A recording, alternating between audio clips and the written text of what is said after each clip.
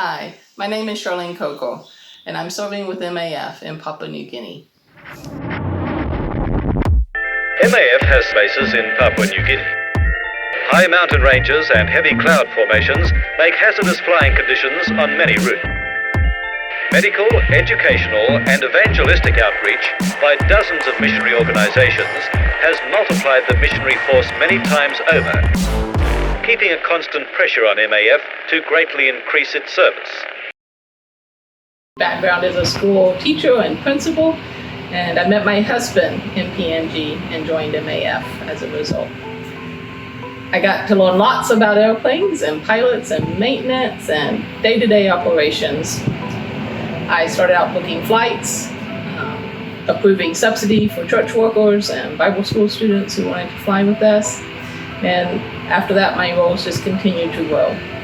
I learned what I do know on the job day to day over the last 10 years. In 2015, I was asked to go to Nepal to work as an admin for the disaster response team there after the earthquake. I went for 6 weeks and my husband joined me. We stayed another 4 weeks and then went back to PNG together. We're asked again in 2016 to come for one more 2 or 4 weeks to wrap up the response there. We both enjoyed it. Later, in 2016, John Woodbury asked if I would join the core team, and so that got me in. I enjoyed it. The work, seeing the impact MAF was making in such a real way. The number of times we heard comments about how you are different or you treat us all the same. Other comments similar to that. We were able to open the doors for other conversations as well in sharing. So when John asked if I would join the core team, I said yes. Now it is 60% of my role with MAF, and the other 40% I spend working and doing training and other responsibilities in PNG. But it is a joy, and it does make a difference when you see lives impacted daily.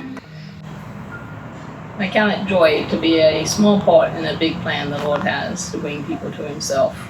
Whether I'm organizing a flight or filling a flour sack or cutting some rope in the rain, preparing a meal, or even doing laundry for my teammates, I see it as all a way to serve the Lord. And that's where my heart is, and that's what He's asked me to do. In a disaster response situation, though, you do see the immediate reaction to the help you've offered, and that encourages you and keeps you going. In day-to-day life in PNG, I may or may not see the impact of the work I've done to the same extent, or even at all. But the Lord has seen it, and He uses it. And it's great to be a part of the big picture in fulfilling His plan. Most impactful day, well, that will be back when I was in PNG and I worked in ops on a day-to-day basis. I was the flight coordinator at the time and got a call for a medevac for a lady who'd been in labor and was having difficulty. And the agent radioed in requesting help, contacted doctors at the Woundgene hospital in one of the bush locations, and they confirmed that she should be medevaced.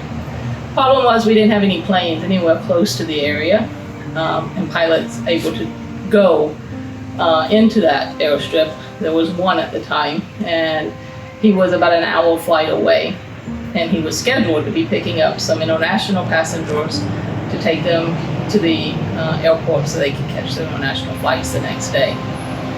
So I had the difficult decision to make of, do I leave these international passengers in the bush for another day and hope that the weather is really good and that we can get another plane down there to pick them up the next morning so they don't miss their international connections, and send Marcus off to do the flight.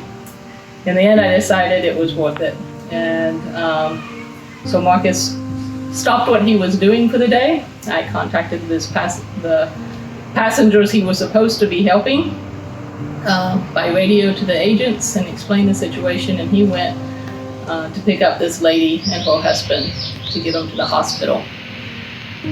He flew 1 hour out of his way to pick her up, and then another hour back to the where the hospital is, which is also where he was based. So he was able to stay there that night. But she did get to the hospital in time, and that's usually all we ever hear. But the next day, that morning was arranging for a different pilot to go down and pick up the passengers. Marcus had left the day before because he had another full day, and and it was a beautiful day. And in that area, it was rainy season, and it could have been a terrible day, but the Lord opened up the skies with blue and the sun shining, and the passengers made it to their flight on time. It cost MAF financially, it was an empty flight all the way there to pick them up, a 10-minute flight to where they needed to go, and then an empty flight hour back to Hagen again. But later that morning, I got a call from the hospital, the doctor that had seen the lady, and the doctor reported that she had a healthy baby, and that she and her husband were thrilled. They had been trying for years and had 3 or 4 other children, babies, and they'd all died in childbirth. So this was their first child that had lived, and it just brought tears to my eyes. And even now, thinking about it, we made a difference to that family and saved a life, and the Lord blessed it and worked out all the others. There's a financial cost to MAF. It was worth it, but making a difference in someone's life and sharing the Lord with them through it was the most important thing. So I was glad I made the right decision. You just never know in this line of work. I came to P&G to be a teacher and a school principal. So that's where my heart was at the time, until I met my husband, and I was able to make a difference. I wanted to use my skills so that others were able to translate the Word of God at the time. I joined MAF, and I still use those skills that the Lord taught me so many years ago through my education. Whereas I do training with our national staff. I go to the different remote bases where staff are and where pilots are located, and assist them with computer training and different computer programs and operational needs. So I still use those skills day to day.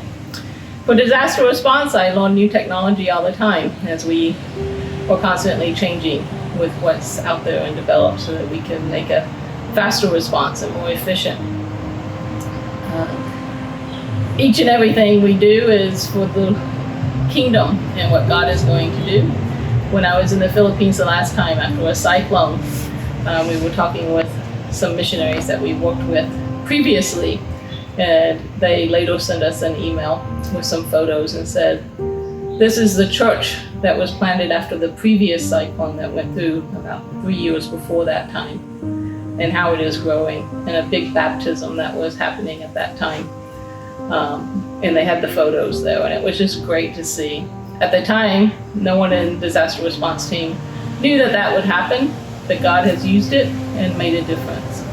So whatever the skills are, as I said before, it could be doing laundry or organizing flights or flying a plane, but God is using it, and I'm glad to be a part.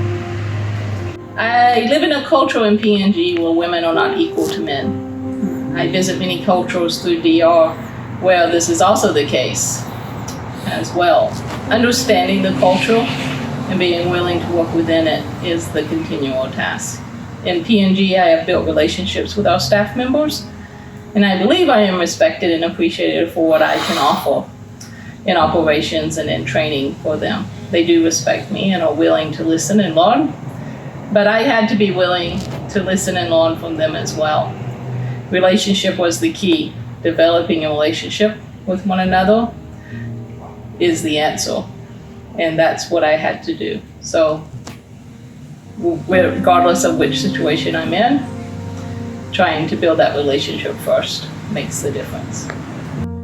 Whereas with all journeys, there's always ups and downs. I've seen how the Lord works through each of those to bring me to a new place, to mold me and to teach me.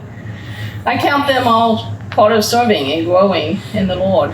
Some were harder to walk through than others, and there were tears along the way, but God has used each of those situations, each and every one of them, to bring glory to himself and to mold me into who I am today. And that's why I keep going.